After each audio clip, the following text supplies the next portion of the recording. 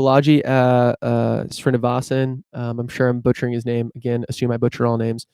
He was one of the early people on that was like, yo, this is a pandemic. This is a big fucking deal. We need to fucking batten down the hatches. So here's what he said in one of his tweets yesterday. He said this: I don't think people realize that there is no normal to go back to anymore. At absolute minimum, supply and demand has been reallocated across the economy, with travel and events zeroed out, remote work and masks to infinity. Virus permanently changes public behavior, supply chain disruption just starting, more still en route.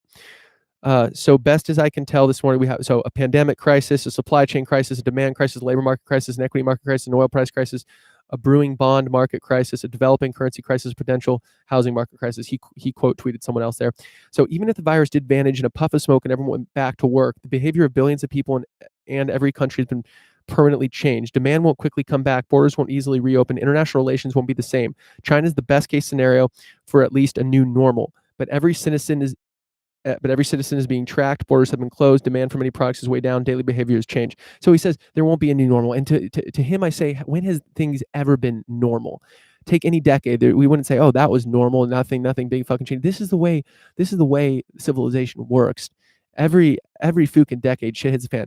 Fucking 1910s, World War I, 1920s, fucking Roaring 20s, 1930s, fucking Great Depression, the 40s, fucking World War II. The fucking 50s, Cold War, 60s, Civil Rights Movement, fucking 70s, Ebola, when that shit first hit the fan, the 80s, the AIDS epidemic, 90s, the World Wide Web, fucking 2000s, 9/11, the 2010s, the Snowden leaks, not to mention global financial crisis bled into that, but that's still the 20. So my point is, there's always things every decade that we can say there will never be we can never return to normal. Yes, there's no such thing as normal. There's never been a such thing as normal. Normal is something that happens for a small period of time.